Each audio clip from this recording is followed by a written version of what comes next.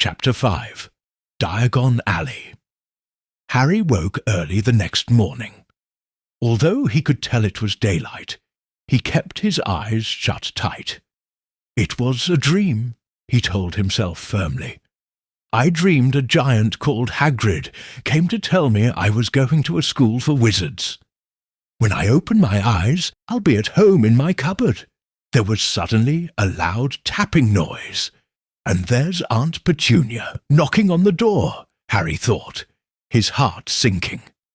But he still didn't open his eyes. It had been such a good dream. Tap, tap, tap. All right, Harry mumbled. I'm getting up. He sat up, and Hagrid's heavy coat fell off him. The hut was full of sunlight. The storm was over. Hagrid himself was asleep on the collapsed sofa, and there was an owl rapping its claw on the window, a newspaper held in its beak. Harry scrambled to his feet, so happy he felt as though a large balloon was swelling inside him. He went straight to the window and jerked it open. The owl swooped in and dropped the newspaper on top of Hagrid, who didn't wake up. The owl then fluttered onto the floor and began to attack Hagrid's coat. "Don't do that!" Harry tried to wave the owl out of the way, but it snapped its beak fiercely at him and carried on savaging the coat. "Hagrid!" said Harry loudly. "There's an owl!"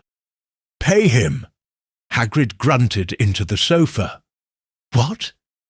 "He wants paying for delivering the paper. Look in the pockets." Hagrid's coat seemed to be made of nothing but pockets. Bunches of keys, slug pellets, balls of string, peppermint humbugs, tea bags. Finally, Harry pulled out a handful of strange-looking coins. "Give him 5 nuts," said Hagrid sleepily. "Nuts." "The little bronze ones." Harry counted out 5 little bronze coins, and the owl held out its leg so Harry could put the money into a small leather pouch tied to it. Then he flew off through the open window. Hagrid yawned loudly, sat up and stretched. "Best be off, Harry. Lots to do today. Gotta get up to London and buy all your stuff for school." Harry was turning over the wizard coins and looking at them. He had just thought of something that made him feel as though the happy balloon inside him had got a puncture. Hagrid?" Said Hagrid, who was pulling on his huge boots. "I haven't got any money, and you heard Uncle Vernon last night. He won't pay for me to go and learn magic." "Don't worry about that," said Hagrid, standing up and scratching his head. "Do you think your parents didn't leave you anything? But if their house was destroyed, they didn't keep their gold in the house, boy. Nah, first stop for us is Gringotts, Wizard's Bank. Have a sausage, they're not bad cold. And I wouldn't say no to a bit of your birthday cake neither." "Wizards have banks?" "Just the one. Gringotts, run by goblins." Harry dropped the bit of sausage he was holding. "Goblins?" "Yeah, so you'd be mad to try and rob it. I'll tell you that. Never mess with goblins, Harry. Gringotts is the safest place in the world for anything you want to keep safe. 'Cept maybe Hogwarts. As a matter of fact, I got to visit Gringotts anyway for Dumbledore. Hogwarts business." Hagrid drew himself up proudly. "He usually gets me to do important stuff for him. Fetching you, getting things from Gringotts, knows he can trust me, see? Got everything? Come on then." Harry followed Hagrid out onto the rock. The sky was quite clear now, and the sea gleamed in the sunlight. The boat Uncle Vernon had hired was still there, with a lot of water in the bottom after the storm.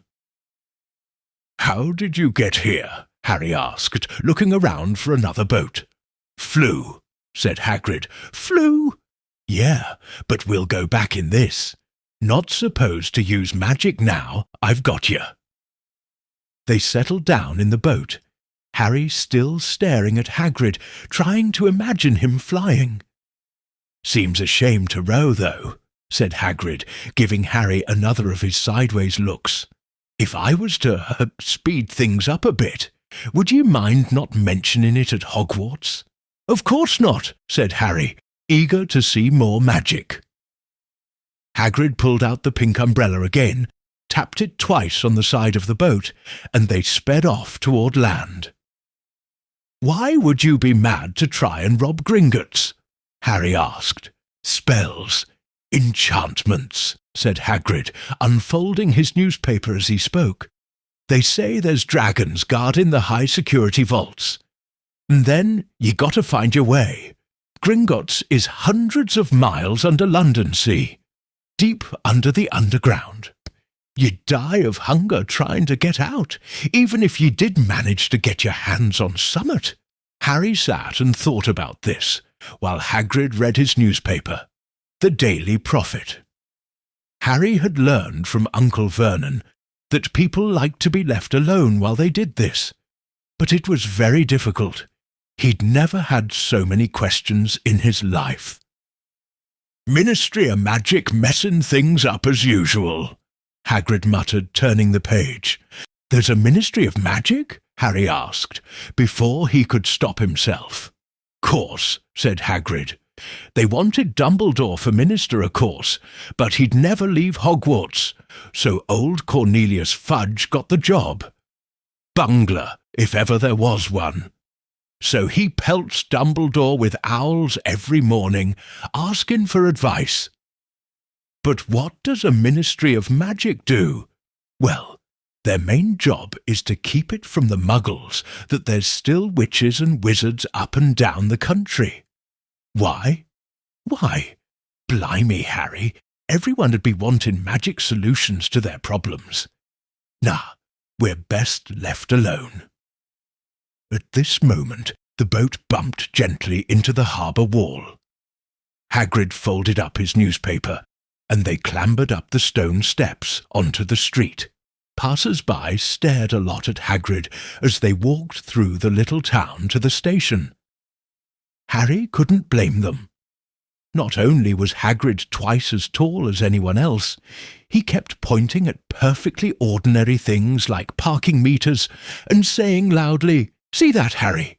Things these muggles dream up, eh?" "Hagrid," said Harry, panting a bit as he ran to keep up. "Did you say there are dragons at Gringotts?" "Well, so they say," said Hagrid. "Crikey, I'd like a dragon." "You'd like one?" "Wanted one ever since I was a kid. Here we go." They had reached the station. There was a train to London in 5 minutes' time. Hagrid, who didn't understand Muggle money, as he called it, gave the bills to Harry so he could buy their tickets. People stared more than ever on the train. Hagrid took up 2 seats and sat knitting what looked like a canary-yellow circus tent. "Still got your letter, Harry?" he asked as he counted stitches. Harry took the parchment envelope out of his pocket. "Good," said Hagrid. "There's a list there of everything ye need." Harry unfolded a second piece of paper he hadn't noticed the night before, and read, "Hogwarts School of Witchcraft and Wizardry. Uniform. First-year students will require. 1. 3 sets of plain work robes, black. 2. 1 plain pointed hat, for day wear. 3. 1 pair of protective gloves, dragon hide or similar. 4. 1 winter cloak, black silver fastenings. Please note that all pupils' clothes should carry name tags. Course books. All students should have a copy of each of the following: The Standard Book of Spells, Grade 1, by Miranda Goshawk. A History of Magic by Batilda Bagshot. Magical Theory by Adelbert Waffling. A Beginner's Guide to Transfiguration by Emmerich Switch. 1000 Magical Herbs and Fungi by Phillida Spore. Magical Draughts and Potions by Arsenius Jigger. Fantastic Beasts and Where to Find Them by Newt Scamander. The Dark Forces, A Guide to Self-Protection, by Quentin Trimble.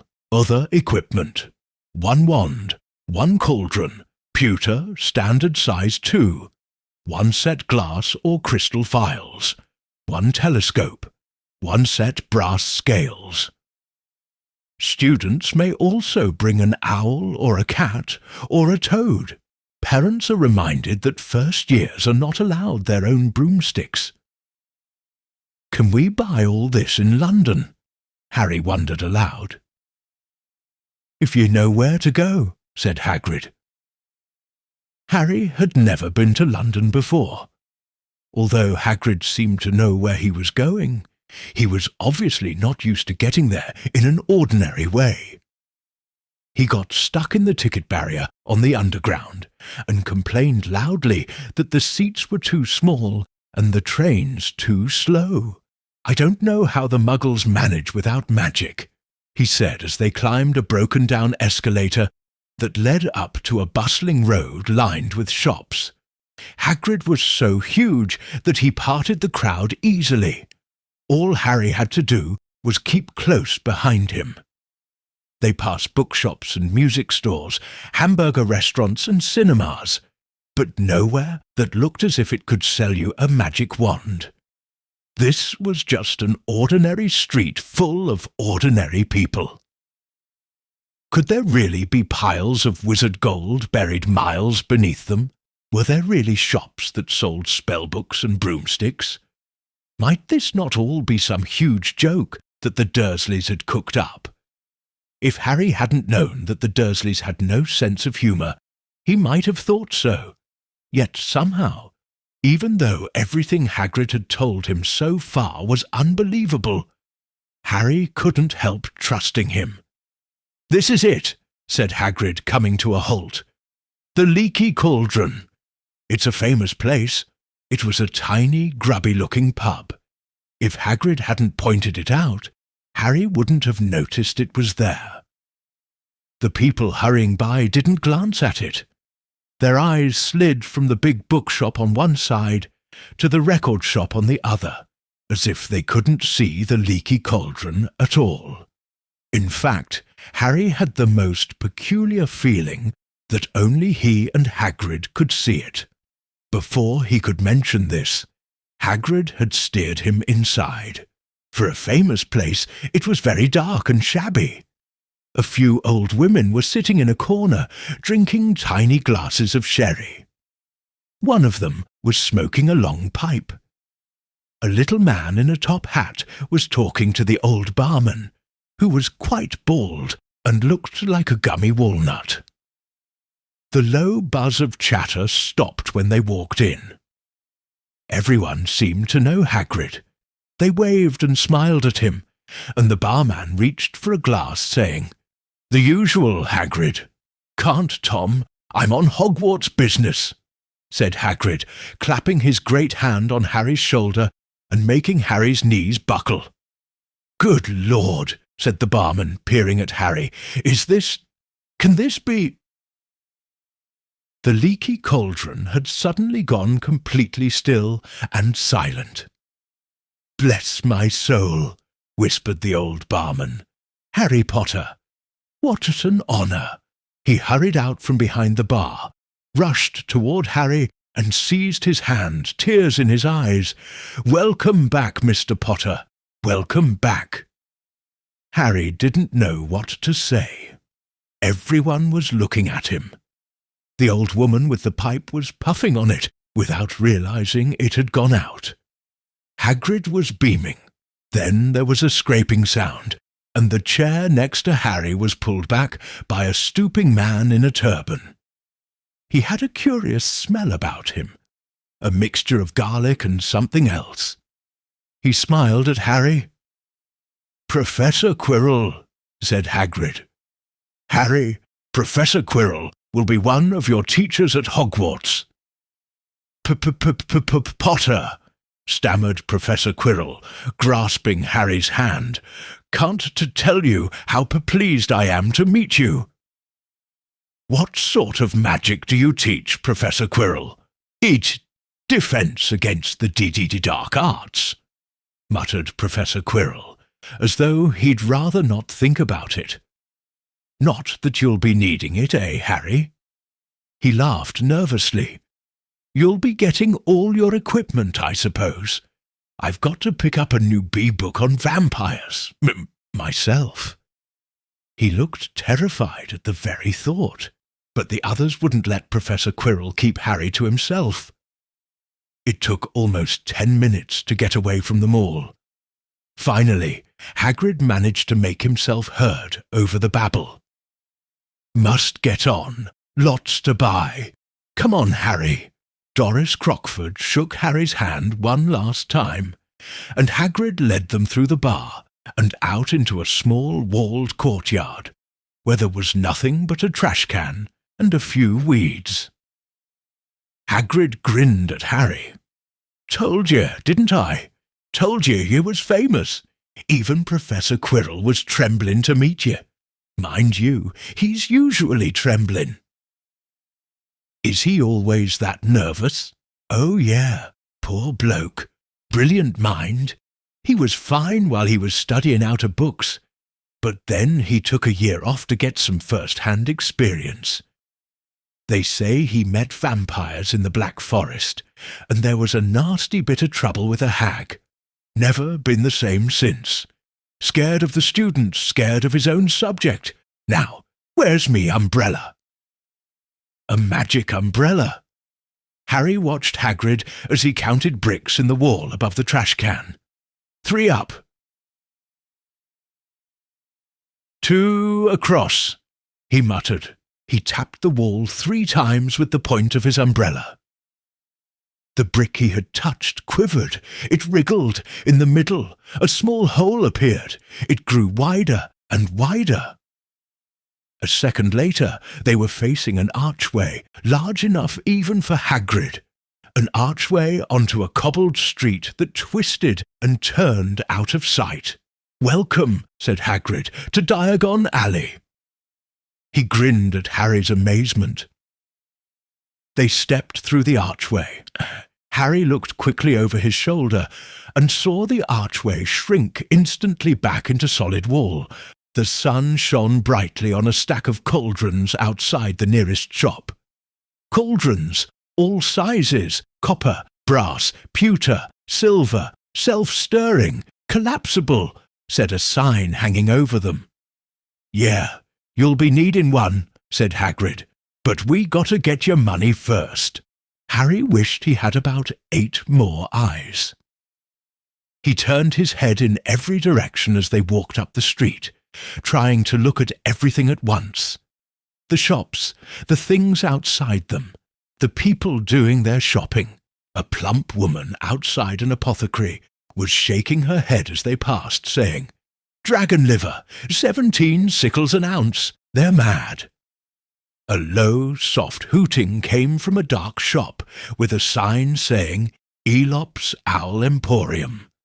Tawny, Screech, Barn, Brown and Snowy, several boys of about Harry's age, had their noses pressed against a window with broomsticks in it. "Look," Harry heard one of them say, "the new Nimbus 2000, fastest ever."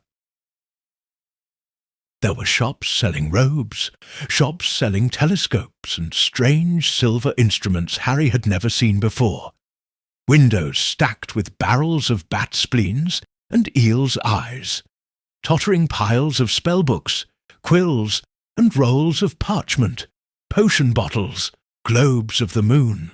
"Gringotts," said Hagrid. They had reached a snowy white building that towered over the other little shops. Standing beside its burnished bronze doors, wearing a uniform of scarlet and gold, was a goblin, said Hagrid quietly, as they walked up the white stone steps toward him. The goblin was about a head shorter than Harry. He had a swarthy, clever face, a pointed beard, and Harry noticed very long fingers and feet. He bowed as they walked inside. Now they were facing a second pair of doors, silver this time, with words engraved upon them. Enter, stranger, but take heed of what awaits the sin of greed. For those who take, but do not earn, must pay most dearly in their turn. So, if you seek beneath our floors a treasure that was never yours, thief, you have been warned, beware of finding more than treasure there. Like I said, you'd be mad to try and rob it, said Hagrid. A pair of goblins bowed them through the silver doors, and they were in a vast marble hall. About 100 more goblins were sitting on high stools behind a long counter, scribbling in large ledgers, weighing coins in brass scales, examining precious stones through eyeglasses. There were too many doors to count leading off the hall, and yet more goblins were showing people in and out of these. Hagrid and Harry made for the counter. "Morning," said Hagrid to a free goblin. "We've come to take some money out of Mr. Harry Potter's safe." "You have his key, sir." "Got it here somewhere," said Hagrid, and he started emptying his pockets onto the counter, scattering a handful of mouldy dog biscuits over the goblin's book of numbers. The goblin wrinkled his nose. Harry watched the goblin on their right, weighing a pile of rubies as big as glowing coals. "Got it," said Hagrid at last, holding up a tiny golden key. The goblin looked at it closely. "That seems to be in order. And I've also got a letter here from Professor Dumbledore," said Hagrid importantly, throwing out his chest. "It's about the you-know-what in Vault 713. The goblin read the letter carefully. "Very well," he said, handing it back to Hagrid. "I will have someone take you down to both vaults. Griphook." Griphook was yet another goblin. Once Hagrid had crammed all the dog biscuits back inside his pockets, he and Harry followed Griphook toward one of the doors leading off the hall. "What's the you-know-what in Vault 713? Harry asked. "Can't tell you that," said Hagrid mysteriously. "Very secret. Hogwarts business. Dumbledore's trusted me. More'n my job's worth to tell you that." Griphook held the door open for them. Harry, who had expected more marble, was surprised. They were in a narrow stone passageway lit with flaming torches. It sloped steeply downward, and there were little railway tracks on the floor. Griphook whistled, and a small cart came hurtling up the tracks toward them. They climbed in, Hagrid with some difficulty, and were off. At first they just hurtled through a maze of twisting passages. Harry tried to remember. Left, right, right, left, middle fork, right, left. But it was impossible. The rattling cart seemed to know its own way because Griphook wasn't steering. Harry's eyes stung as the cold air rushed past them, but he kept them wide open. Once he thought he saw a burst of fire at the end of a passage and twisted around to see if it was a dragon. But too late, they plunged even deeper, passing an underground lake where huge stalactites and stalagmites grew from the ceiling and floor. "I never know," Harry called to Hagrid over the noise of the cart. "What's the difference between a stalagmite and a stalactite?" "Stalagmite's got an M in it," said Hagrid. "And don't ask me questions just now. I think I'm going to be sick." He did look very green, and when the cart stopped at last beside a small door in the passage wall, Hagrid got out and had to lean against the wall to stop his knees from trembling. Griphook unlocked the door. A lot of green smoke came billowing out, and as it cleared, Harry gasped. Inside were mounds of gold coins, columns of silver, heaps of little bronze nuts. "All yours," smiled Hagrid. "All Harry's." It was incredible. The Dursleys couldn't have known about this, or they'd have had it from him faster than blinking. How often had they complained how much Harry cost them? And all the time there had been a small fortune belonging to him, buried deep under London. Hagrid helped Harry pile some of it into a bag. "The gold ones are galleons," he explained. 17 silver sickles to a galleon, and 29 nuts to a sickle. It's easy enough. Right, that should be enough for a couple of terms. We'll keep the rest safe for you." He turned to Griphook. "Vault 713 now, please, and can we go more slowly?" "One speed only," said Griphook. They were going even deeper now, and gathering speed. The air became colder and colder as they hurtled round tight corners. They went rattling over an underground ravine, and Harry leaned over the side to try to see what was down at the dark bottom. But Hagrid groaned and pulled him back by the scruff of his neck. Vault 713 had no keyhole. "Stand back," said Griphook importantly. He stroked the door gently with one of his long fingers, and it simply melted away. If anyone but a Gringotts goblin tried that, they'd be sucked through the door and trapped in there, said Griphook. "How often do you check to see if anyone's inside?" Harry asked. "About once every 10 years, said Griphook with a rather nasty grin. Something really extraordinary had to be inside this top security vault, Harry was sure, and he leaned forward eagerly, expecting to see fabulous jewels at the very least. But at first he thought it was empty. Then he noticed a grubby little package wrapped up in brown paper lying on the floor. Hagrid picked it up and tucked it deep inside his coat. Harry longed to know what it was, but knew better than to ask. "Come on, back in this infernal cart, and don't talk to me on the way back. It's best if I keep me mouth shut," said Hagrid. One wild cart ride later, they stood blinking in the sunlight outside Gringotts. Harry didn't know where to run first, now that he had a bag full of money. He didn't have to know how many galleons there were, to know that he was holding more money than he'd had in his whole life. More money than even Dudley had ever had. "Might as well get your uniform," said Hagrid, nodding toward Madame Malkin's robes for all occasions. "Listen, Harry, would you mind if I slipped off for a pick-me-up in the leaky cauldron? I hate them Gringotts carts." He did still look a bit sick, so Harry entered Madame Malkin's shop alone, feeling nervous. Madame Malkin was a squat, smiling witch, dressed all in mauve. "Hogwarts, dear," she said when Harry started to speak. "Got the lot here. Another young man being fitted up just now, in fact." In the back of the shop, a boy with a pale, pointed face was standing on a footstool, while a second witch pinned up his long black robes.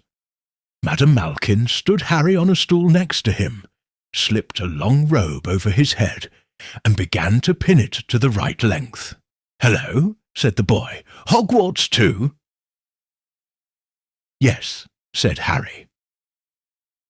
"My father's next door buying my books and mother's up the street looking at wands," said the boy. He had a bored, drawling voice. "Then I'm going to drag them off to look at racing brooms.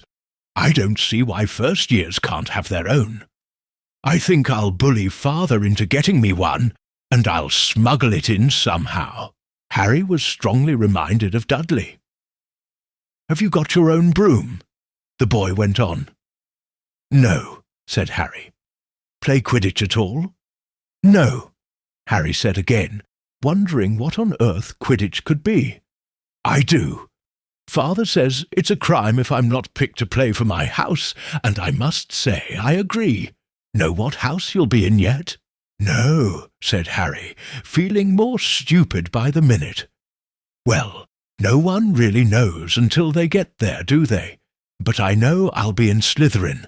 All our family have been. Imagine being in Hufflepuff. I think I'd leave, wouldn't you?" Said Harry, wishing he could say something a bit more interesting. "I say, look at that man." said the boy suddenly, nodding toward the front window. Hagrid was standing there, grinning at Harry and pointing at 2 large ice creams to show he couldn't come in. "That's Hagrid," said Harry, pleased to know something the boy didn't. "He works at Hogwarts." "Oh," said the boy, "I've heard of him. He's a sort of servant, isn't he?" "He's the gamekeeper," said Harry. He was liking the boy less and less every second. "Yes, exactly. I heard he's a sort of savage, lives in a hut on the school grounds, and every now and then he gets drunk, tries to do magic and ends up setting fire to his bed." "I think he's brilliant," said Harry coldly. "Do you?" said the boy with a slight sneer. "Why is he with you? Where are your parents?" "They're dead," said Harry shortly. He didn't feel much like going into the matter with this boy. "Oh, sorry," said the other, not sounding sorry at all. "But they were our kind, weren't they? They were a witch and wizard, if that's what you mean." "I really don't think they should let the other sort in, do you? They're just not the same. They've never been brought up to know our ways. Some of them have never even heard of Hogwarts until they get their letter, imagine. I think they should keep it in the old wizarding families." He looked to Harry for approval, but Harry didn't agree. He said nothing. "Well, I'll see you at Hogwarts, I suppose," said the drawling boy. Madame Malkin finished measuring Harry and took his robes off. He was very glad to get out of the shop without another word. The boy didn't know anything about Harry, of course, but Harry had taken an instant dislike to him. He met Hagrid outside the ice cream parlour. Hagrid had bought him a large chocolate and raspberry ice cream with chopped nuts on top. "What's up?" said Hagrid. "Nothing," Harry lied. "They stopped to buy parchment and quills." Harry cheered up a bit when they found a bottle of ink that changed colour as you wrote. When they had left the shop, he said, "Hagrid, what's Quidditch? Blimey, Harry, I keep forgetting how little you know. Not knowing about Quidditch." "Don't make me feel worse," said Harry. He told Hagrid about the pale boy in Madame Malkin's, and he said people from Muggle families shouldn't even be allowed in. "You're not from a Muggle family. If he'd known who you were, he's grown up knowing your name if his parents are wizarding folk. You saw what everyone in the Leaky Cauldron was like when they saw you. Anyway, what does he know about it? Some of the best I ever saw were the only ones in their family to be magic. What about your mum? What's it called again, Squib? We were talking about Quidditch," Harry reminded him. "Eh? Oh yeah, sport. Wizard sport. It's like soccer in the Muggle world. Everyone follows Quidditch. Played up in the air on broomsticks and there's 4 balls. Sorta hard to explain the rules. And what are Slytherin and Hufflepuff? And schoolhouses. There's 4. Everyone says Hufflepuff are a lot of duffers, but—" He lowered his voice conspiratorially. "Bet I'm in Hufflepuff," he said gloomily. "Better Hufflepuff than Slytherin.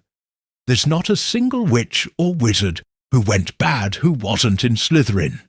You know who was one. Sorry, you know who was at Hogwarts?" "Years and years ago," said Hagrid. They bought Harry's school books in a shop called Flourish and Blots, where the shelves were stacked to the ceiling with books as large as paving stones bound in leather. Books the size of postage stamps in covers of silk. Books full of peculiar symbols, and a few books with nothing in them at all.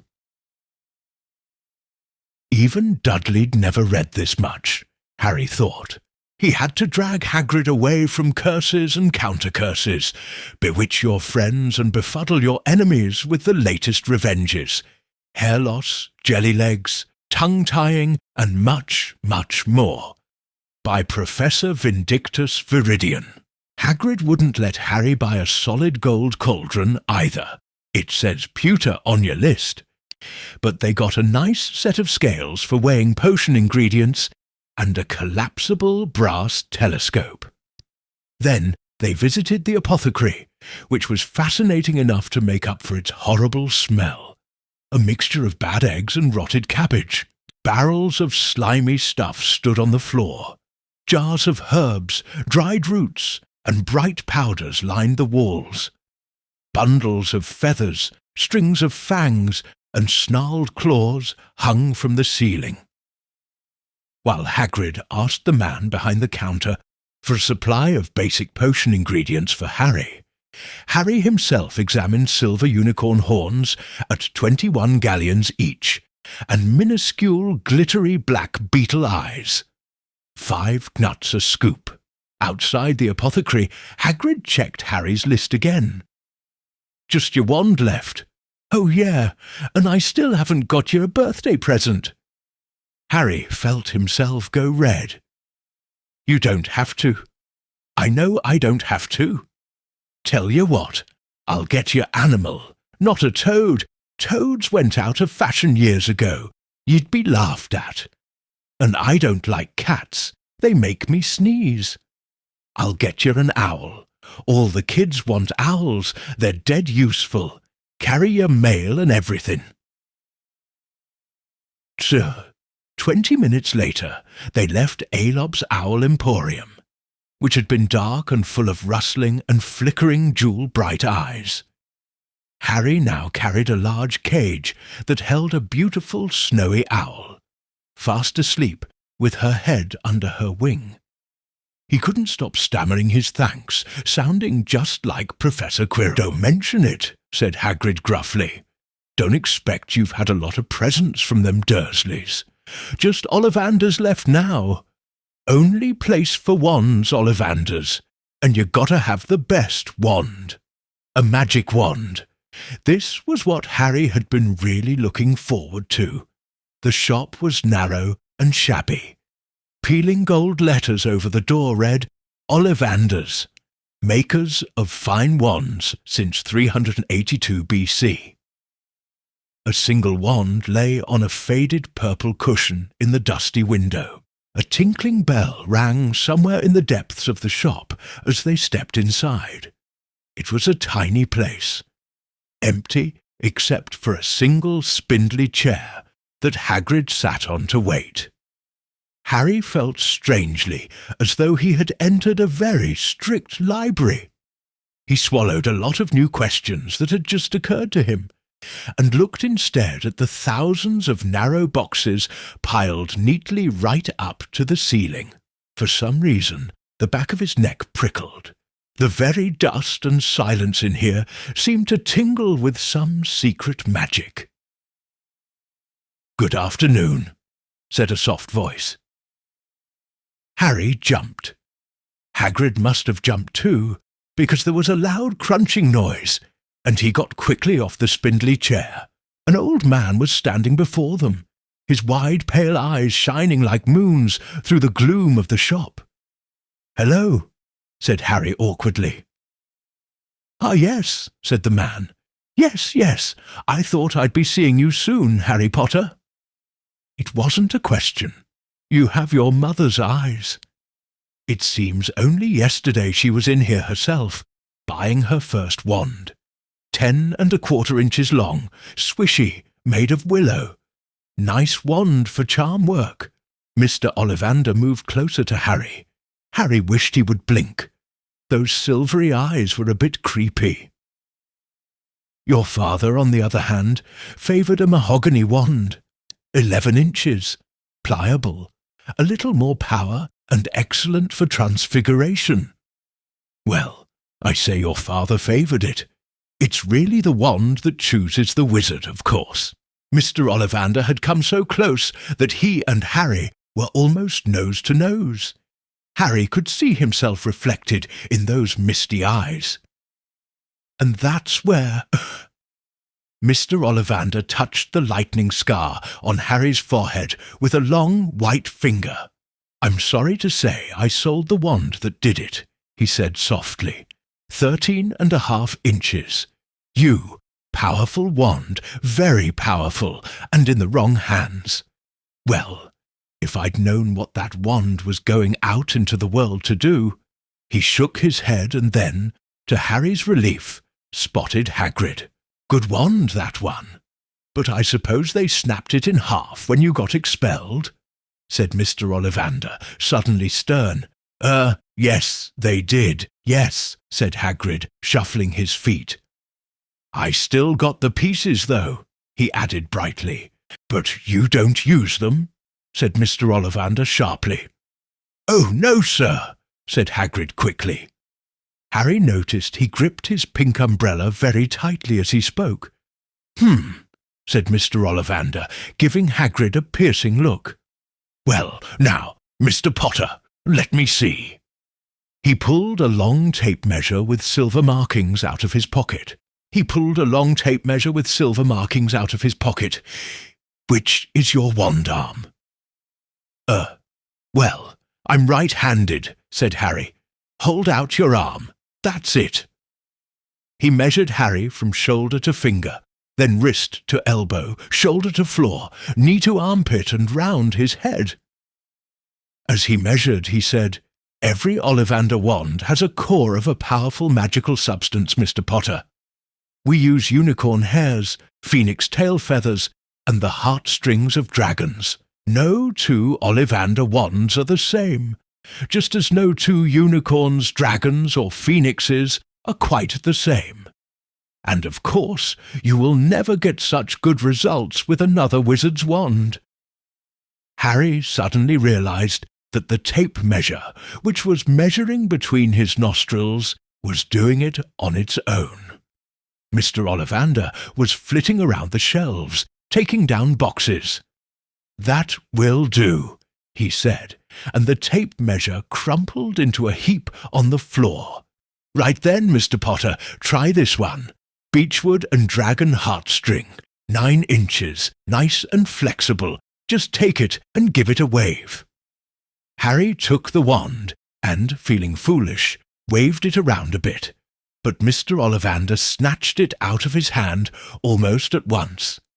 "Maple and phoenix feather, 7 inches, quite whippy." "Try."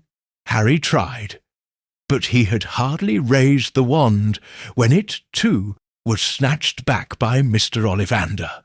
No, here, ebony and unicorn hair, 8.5 inches springy. Go on, try it out." Harry tried and tried.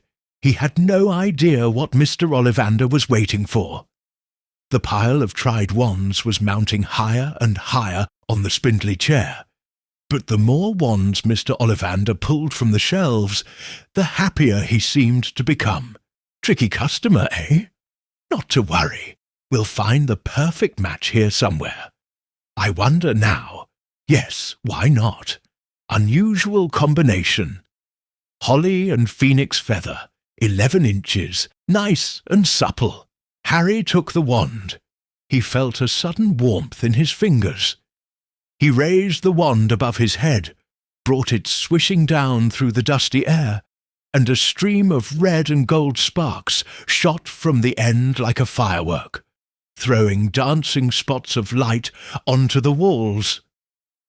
Hagrid whooped and clapped, and Mr. Ollivander cried, "Oh, bravo! Yes, indeed, oh, very good! Well. How curious! How very curious!" He put Harry's wand back into its box and wrapped it in brown paper, still muttering, "Curious! Curious!" "Sorry," said Harry, "but what's curious?" Mr. Ollivander fixed Harry with his pale stare.